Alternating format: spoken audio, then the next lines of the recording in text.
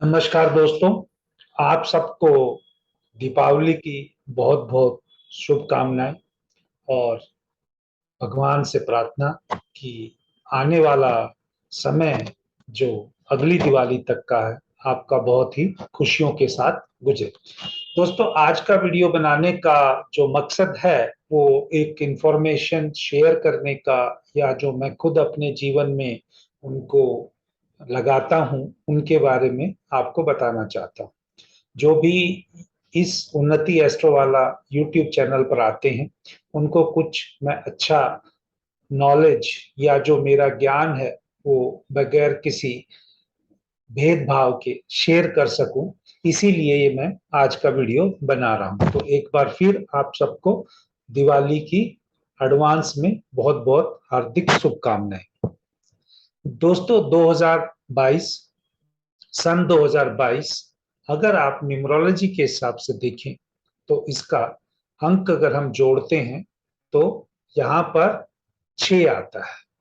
लेकिन न्यूमरोलॉजी में कुछ ऐसी टेक्निक्स भी हैं जहां पर पहले 2 डिजिट्स नहीं जोड़ते हैं, तो फिर अगर वो करेंगे तो 4 आएगा। तो लेकिन हम जैसा नॉर्मली सभी फॉलो करते हैं, पूरे वर्ष 2022 को हम 6 नंबर लेंगे और 6 नंबर जो है शुक्र का, बहुत सारी चीजों का कारका है जीवन में, चाहे वो लग्जरी हो, कंफर्ट्स हो, बेटी हो, या आपकी जो वाइफ हो, या आपकी जीवन में जो सुख सुविधाएं या पैसा हो, इस तरह की चीजें, या हम आप कह सकते हैं एक देवी के रूप को भी हम शुक्र से ही मानते हैं। अगर हम पॉजिटिव वे में इस दीपावली के ऊपर मैं आपसे कुछ इंफॉर्मेशन शेयर करने जा रहा हूं, तो मैं उस शुक्र को प्रोमिनेंट मान के आपके साथ ही चीजें शेयर करने जा रहा हूं। जो आज मैं आपसे चीजें शेयर करूंगा ये लगन के ऊपर आधारित है। अगर लगन की मैं बात कर रहा हूं तो आप ये कह सकते हैं कि ये वैदिक एस्ट्रोलॉजी से ही निकाली गई है। हाँ, एक रेफरेंस पॉइंट के लिए मैंने न्यूमरोलॉजी को किया है, और इस आज की वीडियो में मैं भृगुनंदी नाड़ी का कंसेप्ट यूज नहीं कर रहा हूं।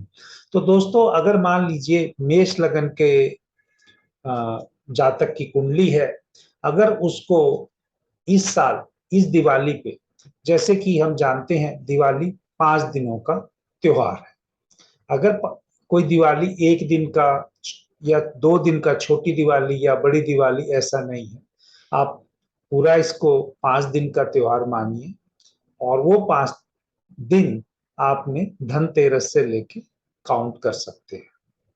तो 5 दिनों का त्योहार दिवाली आप मानिए, और जो भी अच्छे कार्य करें या जो भी अपने जीवन में कुछ चीजें बदलाव करने जाते हैं, तो ये 5 दिनों के अंदर अगर आप उस चीज को बदलने की ठान लेते हैं तो आने वाले पूरे साल में उसका आप सही रूप से इम्प्लीमेंटेशन कर पाएंगे। अगर हम दिवाली सुख समृद्धि का कारक जो अगर हम माने, तो अगर घर में अगर किसी की कोई शंख है या शंख उस घर में बजता है या शंख की ध्वनि आती है, तो उस घर में प्रोग्रेस हमेशा बनी रहती है।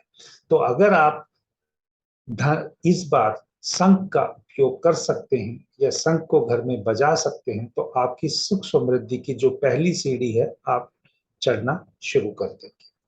दूसरा नंबर, जब भी आपके घर में कोई फंक्शन हो या जब भी कोई आपके घर में कोई शुभ कार्य हो, हमेशा, या जब आप पूजा करते हैं, चाहे मन से करते हैं चाहे मंदिर में बैठ करते हैं, तो वहां पर ओम का सिंबल जरूर बनाएं। ओम ओम लिखिए, और इस स्लाइड में मैंने ये जो सब चीजें मैं आपसे कहने लग रहा हूं ये सब बनाई हुई है।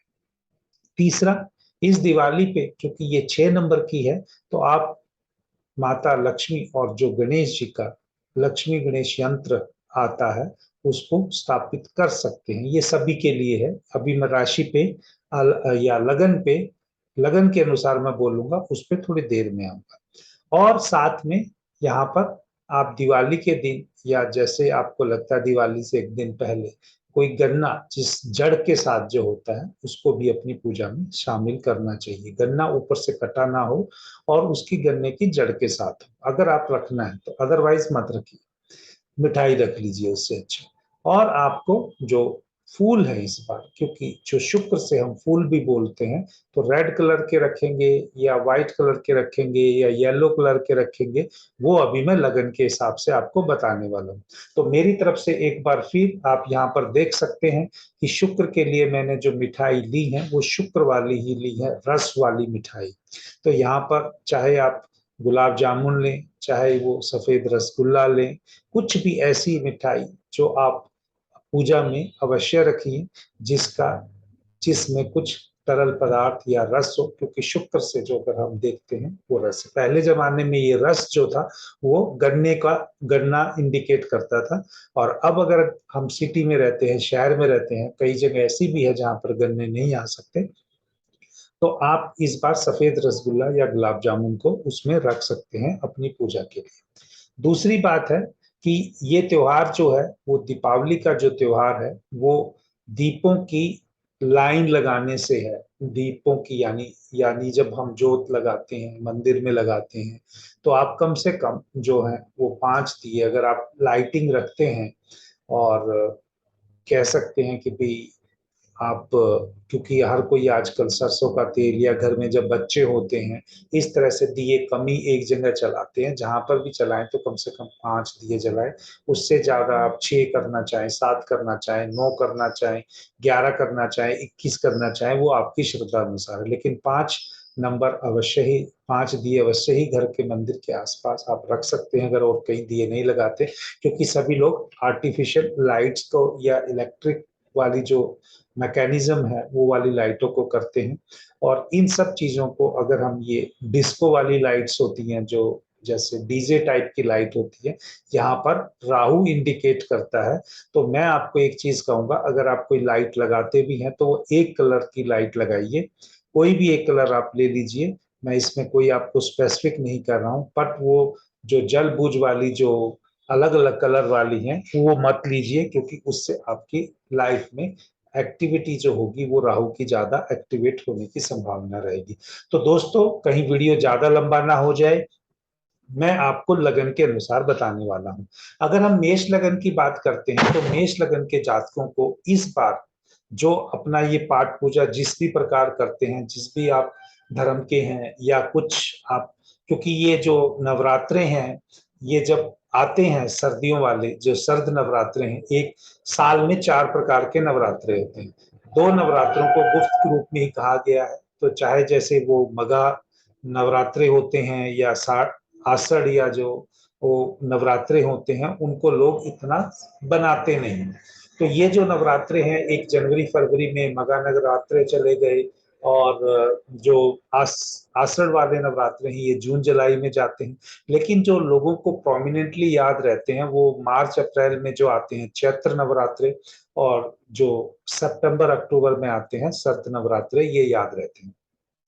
ये लॉजिक अगर पास टाइम से देखें तो ये किसान, क्योंकि एक भारत किसान प्रधान देश है, कृषि प्रधान देश है, यहाँ पर सब कुछ हमारी जो फसलें हैं साल में ओवरऑल जो फसलें 2 बार कट के मार्केट में आती थी, तो इन्हीं दिनों में आती थी। और या तो फसल कटने की उन दिनों में शुरुआत होती थी, या वो फसल कट के मार्केट से उनको पैसा मिलने की चीजें मिलती थी। तो उनके लाइफ के जो भी फेस्टिवल्स होते थे, जो भी रिस्पॉन्सिबिलिटी होती थी, वो पैसा आने के बाद ही पूरा करते थे।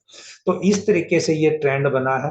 हाँ, उसके बाद अगर आप इसमें श्री राम जी इस दिन अयोध्या में आए थे तो दीपों की माला हुई थी। श्री कृष्ण भगवान का भी कहीं आप प्रसंग पूछेंगे कि उनके जीत की खुशी में राक्षस से जो युद्ध हुआ था, या विष्णु भगवान का जो बाली के साथ जो युद्ध हुआ था उसकी विजय के बाद जो करेंगे, तो ये अलग अलग क्षेत्रों में, अलग अलग रीजनों में दिवाली बनाने के अलग अलग कंसेप्ट हैं। तो अभी हम आते हैं मेष लगन के ऊपर। अगर हम मेष लगन की बात करते हैं, तो मेष लगन के जो स्वामी बनते हैं वो मंगल बनते हैं, या हनुमान जी का आप इस दिवाली के ऊपर खासकर आप जो भी पूजा करते हैं, जहां पे भी मंदिर करते हैं, उस पूजा के अंदर आप हनुमान चालीसा का पाठ जरूर करें या बजरंग बाण का पाठ जरूर करें। ये मैं मेष लगन वालों के लिए बोल रहा हूं।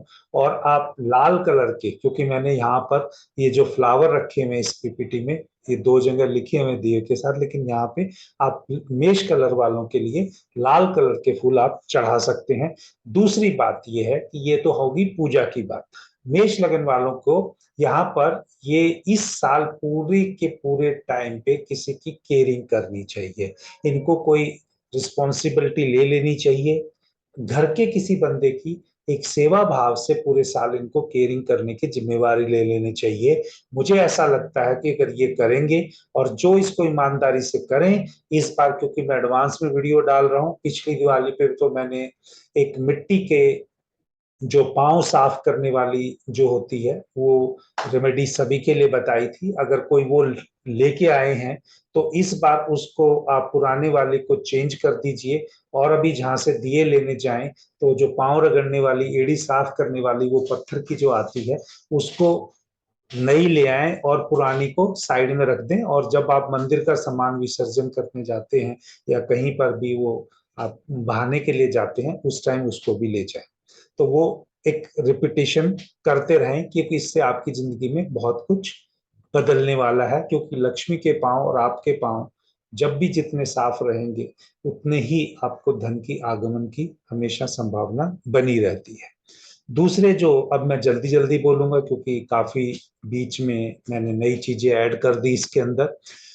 जो टॉरस यानी ऋषभ लगन की बात अगर हम करें, तो ऋषभ लगन के जातक को, जो क्योंकि उसका स्वामी खुद यहाँ पे शुक्र भी बनता है और शुक्र का ही साल चल रहा है, और ये जो लक्ष्मी माता की पूजा करते हैं यहाँ पर हम, तो उनको प्रोमिनेंटली माता लक्ष्मी का मंत्रों का जो भी आपको मंत्र लगता है, क्योंकि मंत्र ऐसे ही किसी को नहीं दिया जा सकता, और ये वीडियो जर्नल है, तो आप इस जर्नल वीडियो में जो भी आपको माता महालक्ष्मी का मंत्र अच्छा लगता है उसका दिवाली से उच्चारण करें और पूरे साल करते रहें। जो जेमिनी यानी मिथुन लगन की जो कुंडली होगी, उनको जो इस साल जो काम करना है, एक मैं और जो ऋषभ लगन के लिए बात बताना भूल गया। इनको जब मौका मिलेगा इस साल में, तो यहाँ पर भी कभी भी आपके कस्बे में, आपके घर के आसपास कोई भी अगर कोई इवेंट हो रही है तो उसके अंदर एडमिनिस्ट्रेशन कीजिए, यानी उसका उसको सुचारू रूप से चलाने के लिए जो जो चीजों को ड्यूटी देनी होती है, जैसे सुपरवाइजर टाइप वाली, वो ड्यूटी करना है। अब मैं आता हूँ, जैसे मैं मिथुन पे पहुंच गया था, तो मिथुन में बोला था कि अगर मिथुन के स्वामी जो हम लेते हैं वो गणेश भगवान को ही अगर मान लें, तो गणेश भगवान, क्योंकि हम जो इस दिन जो पूजा करते हैं गणेश भगवान या माता महालक्ष्मी की करते हैं, और साथ में विष्णु भगवान की नहीं करते हैं। तो गणेश भगवान से अगर आप प्रार्थना करते हैं, माता महालक्ष्मी से प्रार्थना करते हैं, और जो उनको मिठाई पसंद है, गणेश भगवान की जो मिठाई पसंद है वो चढ़ाते हैं।